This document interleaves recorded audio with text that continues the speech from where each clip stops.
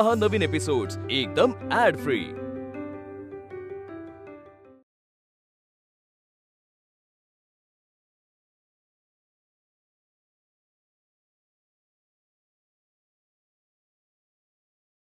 त्यांना जेवण पाठवा असं सांगणारी तू ग कोण? मी त्यांची होणारी अर्धी आहे ना।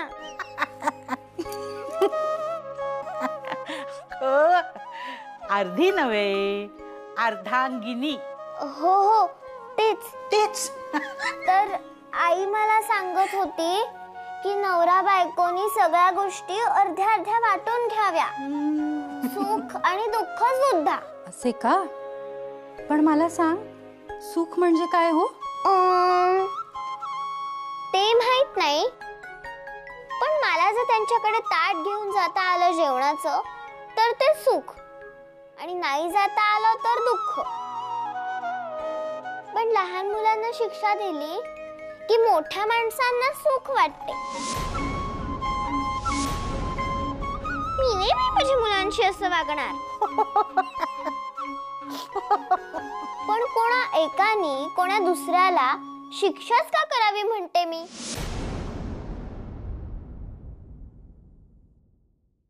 एक मोठे काम मार्गी लागले बापू। हो हो, खरंच उपकार झाले। तुम्ही नसतात तर काय झाले असते याची कल्पनाच करवत नाही। उपकार कसले त्यात? मित्र होतोच, आता व्याही होतोय। हो हो हो। बरं, उद्याच्या लग्नाचे आपण पक्के करूया। हो हो हो। तर उद्या उमा आणि जोग यांचे लग्न फक्त घरच्या लोकांच्या उपस्थितीत झोळाईच्या मंदिरात होईल, कसे? हो हो, तेच योग्य ठरेल। गावात कुठेही जास्त बबरा नको। गावचे सोडा, आधी तुमच्या घरच्या बायकांना वेसण घाला। कधी काय करतील काय नेम नाही।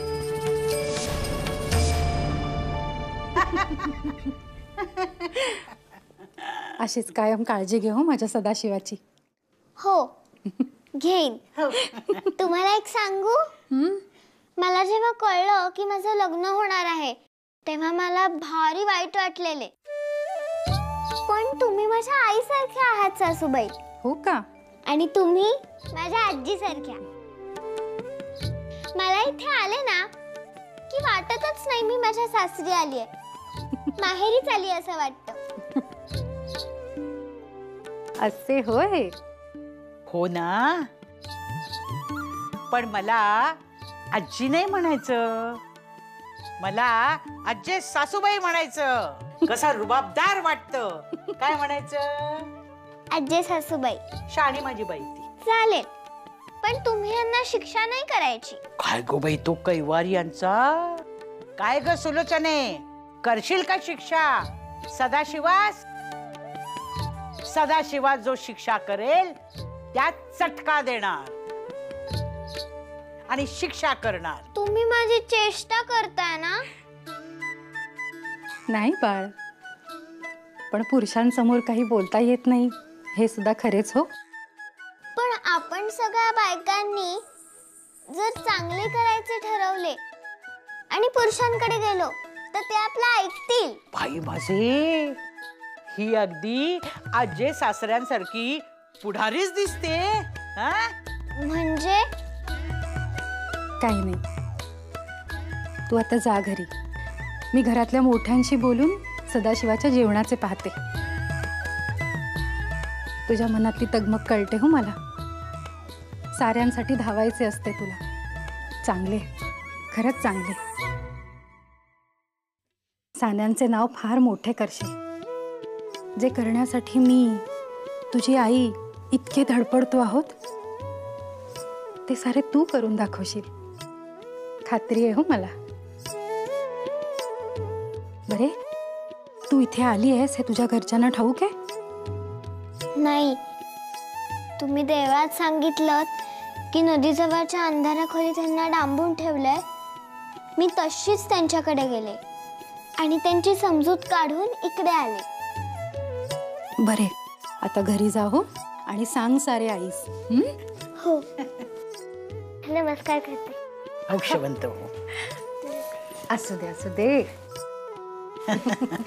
थांब थांब, हे घे। लाडू आहेत, किती हवे तेवढे घे. एकच पुरे.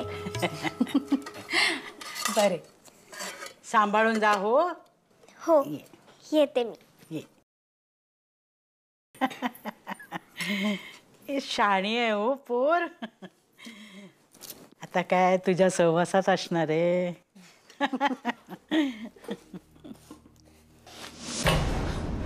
अब्रूच्या पार चिंधड्या उडवल्यात तुम्ही.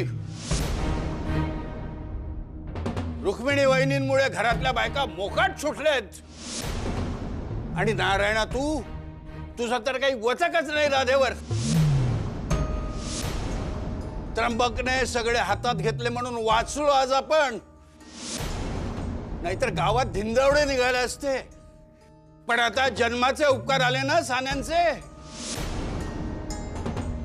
खोत काही साधा माणूस नाही, येता जाता उपकाराची उजळणी करेल. मुळात जोगांचे स्थळ मान्य केले नसते तर हे काहीच झाले नसते. मग तुमच्या यजमानांनी केलेले कर्ज हा बाळकृष्ण फेडणार होता. एवढे झाले तरी तुमचा पीळ काही जात नाही. आता न बोलाल तर बरे, मस्तक ठिकाणावर नाही आमचे.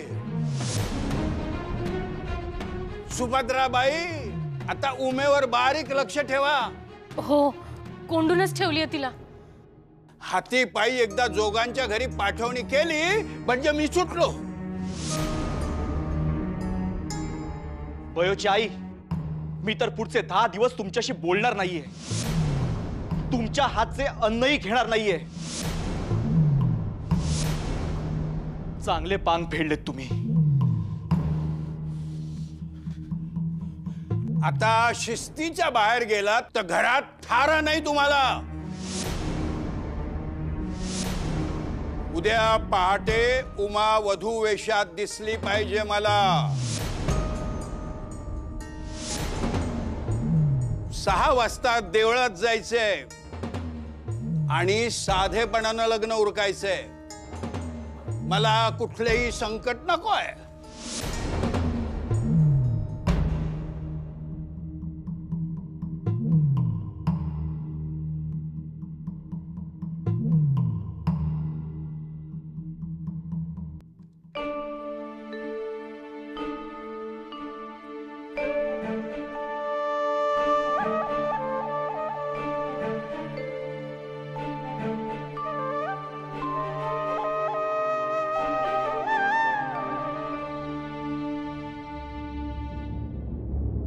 काय झाले? तुम्ही सगळे असे का बसला आहात? कोणी कशावरून रागावले आहे का? बरे, नंतर सांगा. हा लाडू खाल्ला की तुमची कळी खुलेल.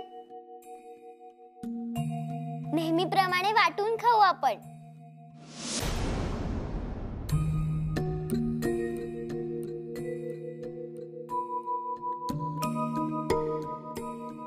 मी सानेंच्या घरी गेले होते ना, तेव्हा सुलोचना सासूबाईंनी दिला.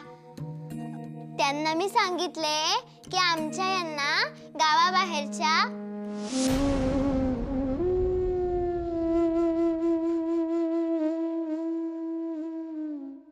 काय झाले?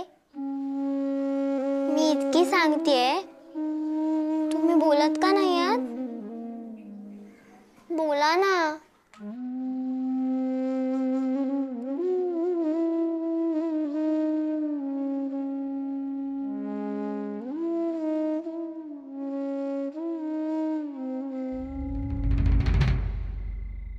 अहो, असे डोके धरून का बसला आहात?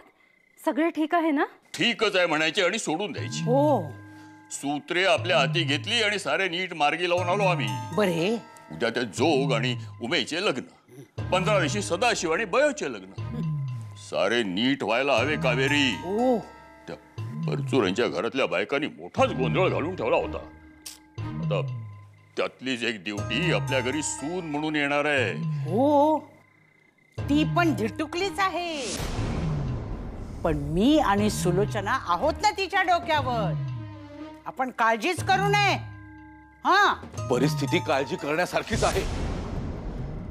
त्या बाळकृष्णात धरून जरी नेले असले ना तरी शिपायांची नजर असणारच आहे परचूर यांच्या घरावर. आणि आपण त्यांचे व्याही म्हणजे आपल्या घरावर पर्याय आहे. त्र्यंबक काकांनी त्यांचे वजन जरी वापरले असले ना तरी चोरासारखे वाटते उगीचच. आणि मला नाही आवडत असे.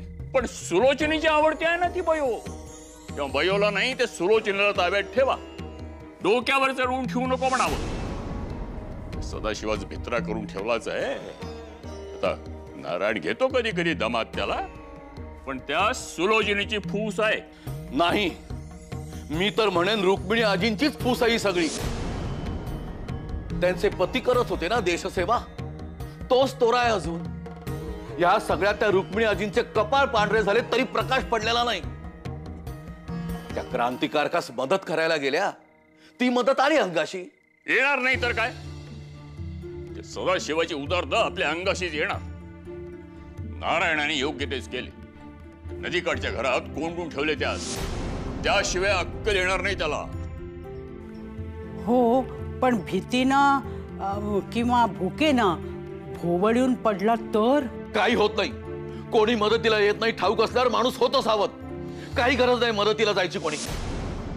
आम्हाला खूप वाईट वाटते आहे. शेवटी त्या शिपायांनी बाळकृष्ण दादाला नेले. आता काय होईल त्याचे माहित नाही. पण आपण जेवढे करता येईल ना तेवढे केले. मोठ्या माणसांचे वागणूक आपल्याला कळत नाही आणि त्यांच्या समोर आपण काही बोलूही शकत नाही. पण आपण झोळाई देवीचे ऐकू शकतो. म्हणजे आपल्याला झोळाई देवीने कौल दिलाय ना, ते सांगितले मी मोठ्या आजीला. मोठ्या आजीने सांगितले माझे आणि उमा आत्याचे चांगले होणारे. खरे? हो. झोळाई देवी खोटे बोलेल का? नाही ना. आणि मोठी आजी सुद्धा खोटे बोलणार नाही. तेव्हा आपण त्यांच्या सांगण्याप्रमाणे करूया. आजी मोठी आहे, तिला आपले सगळे कळते. ती सगळे नीटच करेल. ठीक? हो. आता हसा बरे. आणि हा लाडू खा, माझ्या सासूबाईंनी दिलाय. हो. आ करा. ए, तुम्ही नाही फक्त मी.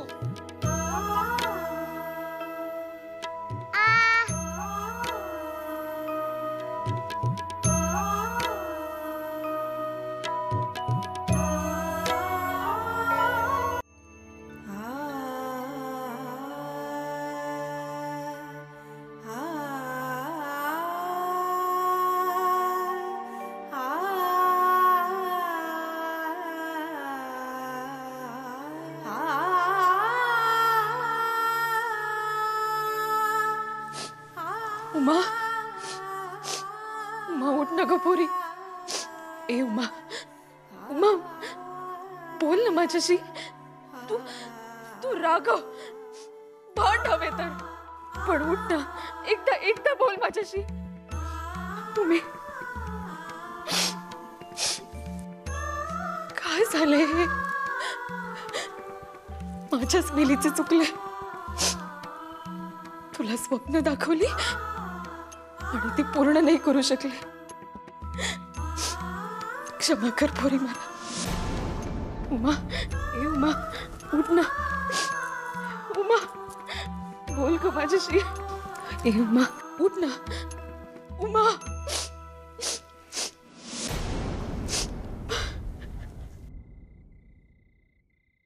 तुमच्यामुळे हा बबरा झाला. अब्रू गेली. राधेला हा अगोचरपणा करायला सांगितला होता कुणी? हेच सगळं बोलत होतात ना आमच्यापासून लपवून. उगीच आईवर खापर फोडू नका. आई त्या बाळकृष्णाकडे गेली होती, तिथे तिने त्याला जायलाच सांगितले आणि उमेशी लग्न शक्य नाही हेही सांगितले. पण तुम्हाला कुठे धीर होता ना. आईचे नाक कापण्याच्या नादात स्वतःच्या मुलीचे मात्र जन्माचे मातेरे केलेत. आई वरतवर यांनी सान्यांकडे जाऊन चाहडी केली. आता बयो सासरी गेली की तिथे उठता बसता तिला ऐकून घ्यावे लागेल. हो ग हो, तुला त्या बयोचाच पुळका. नाहीतर काय, कधी जाऊबाईंची बाजू घेतेस, कधी माझी. वारा येईल तशी पाठ फिरवतेस. भरोसा ठेवेल ना तुझ्यावर तो फसेल. हो का? आणि तुमचे काय? तुमची पोटची मुलगी तुमच्यावर विश्वास ठेवू शकत नाहीये, तर इतरांचे तर सोडच. आणि हे सगळे जे घडले ना, हे तुमच्या कर्माची फळे आहेत. तुमच्या हे एका चाहडी माझ्याशी आवाजात बोलायचं नाही. उमेकडे लक्ष द्या आता. बस झाले. आणि कुणाचेही काहीही चुकले नाहीये. चुकले असेल तर ते पुरुषांचे. त्यांचा खोटा अभिमान आणि बायकांना क्षुल्लक समजणे यातून उद्भवले सारे. आता जे आहे ते पत्करून पुढे जाणे भाग आहे. जा आता. क्षुल्लक भांडणे थांबवा आणि उद्याची तयारी करा. जा.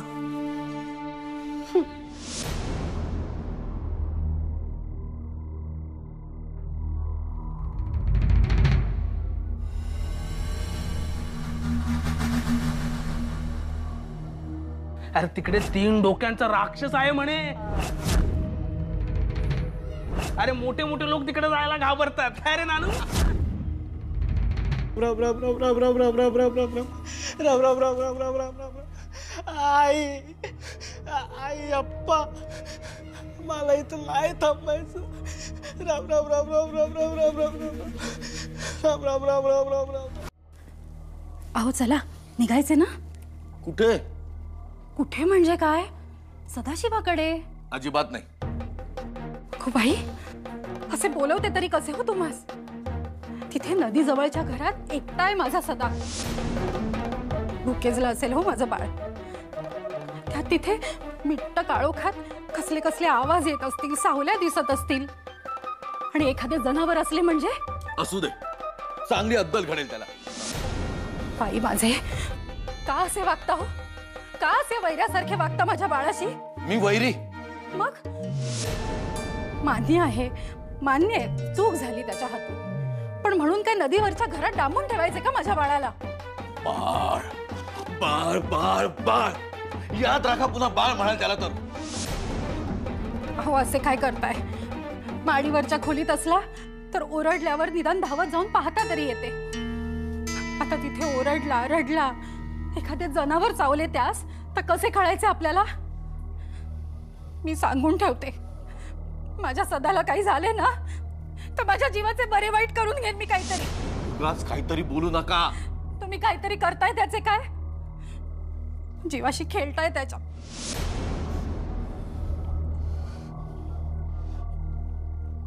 त्र्यंबक काका जागेत? मला नाही ठाऊक. अहो अहो, कुठे निघालात? अहो ऐका तरी माझे.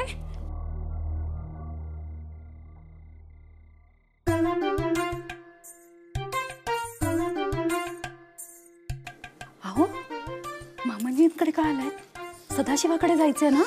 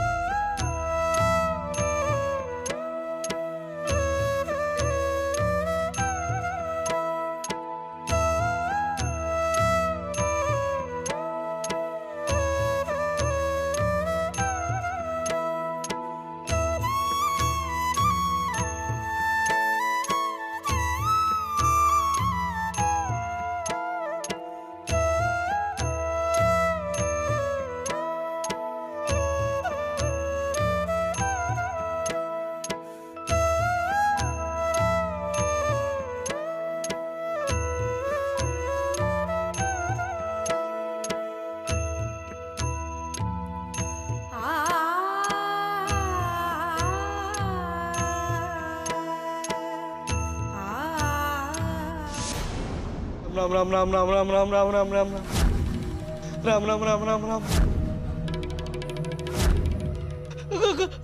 कोण आहे? 3 तोंडांचा राक्षस. राम राम राम राम राम राम राम राम राम राम राम राम राम. कोण आहे? राम राम राम राम राम राम राम राम. राम राम राम राम राम अहो आम्ही आहोत. कोण तुम्ही? हो मी बायो आणि हे माझे 2 भाऊ महादेव आणि गणपत. मला वाटले की 3 तोंडाचा राक्षस आहे. पण एवढ्या रात्रीचे तुम्ही इथे कसे आलात? आसपास तर कोणीच नसते, अंधार मात्र खूप असतो. अहो आम्ही सुद्धा घाबरत घाबरत भीमरूपी म्हणत एकमेकांचे हात धरून आलो आहोत. पण मग घरी गाठोडे ठेवले आहे आणि त्याच्यावर पांघरून घातले आहे. कोणी बघितले तरी त्यांना वाटेल की आम्हीच झोपलोत. आणि सखू खरीच झोपली आहे, तिला झोपवूनच निघालो आहोत आम्ही. खरं तर आम्ही खूप घाबरलो होतो, पण ही आमची बयोताई मोठी झाशीची राणी आहे.